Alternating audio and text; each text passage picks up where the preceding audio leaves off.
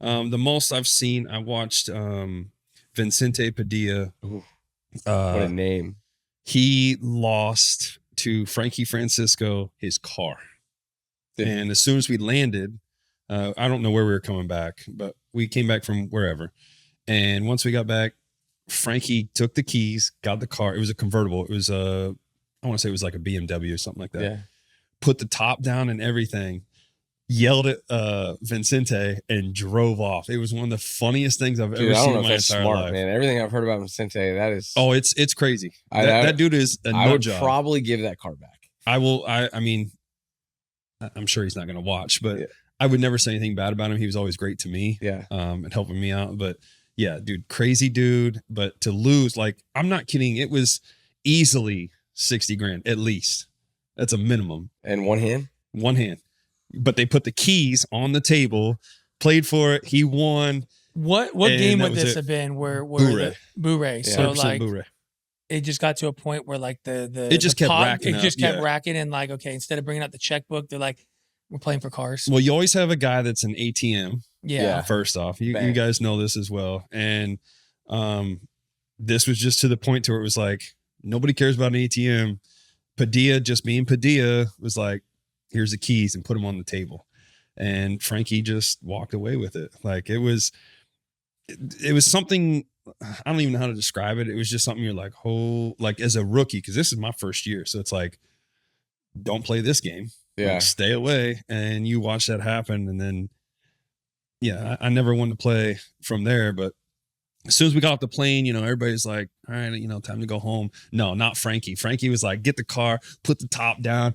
Hey, Vincente, hey, mama, whoa. He just goes and takes off, just yelling at him. That's hilarious. It was wild. That's like one of the, we love talking about like welcome to the show moments and things like that. But that's definitely welcome to the show. The card games on the plane are things that are almost like a rite of passage, and there's really no like entry level. It's like you're either going to get in the game or you're not getting in the game, and there's a huge gap in money that's sitting at the table. And when we played together, I was a little fortunate. I had gone through ARB, so I had a little bit of money.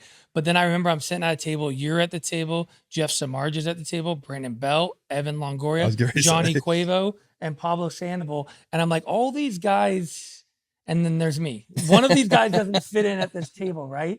And it was like I had to play so scared because they're playing with money that like I can't even like really afford, or I can't go home and justify to my wife like, hey, I was having fun on the plane, but I just lost the house. Yeah, but it's not even that. It's more of like because of the guys you named. So think of those guys, Cueto, Longoria, Samardja. They can bully you. Yeah. Because they have nothing to lose. And you and myself, we're all being smart. Like, cool, we made some money. There's no doubt. Yeah.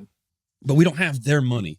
They have like a different level. And it's just like, they see you and it's like, if we play poker or boo-ray, whatever the case may be, they look at you and it's like, okay, cool. I'll bet you this. I'll go all in. Their rules They'll are push different. you. Yeah, they will push. And it's like, now you start sweating like, damn, I know I have like pocket rockets right now, but I don't know if I can do it. Like that's the difference. It's funny because we had Carp on and he talked about kind of being a fly on the wall early in his career of like observing, some of the great players that he played with. I felt like I was a fly on the wall when I was playing cards, when I was a young guy. And I learned like, okay, I could play in these games. And there's going to be times, like you said, I might feel like I have the best hand, but I'm going to be bullied out. Yeah. But then I also learned there's opportunity to make some money too, because those guys didn't care about it as much as I did. Yeah. That's the difference though. They like you cared. They were like, who cares, man? I just found this in the couch. The guys who were able to like kind of just like literally keep their pulse the same and just kind of like, all right, I know when to back out, know when to go in.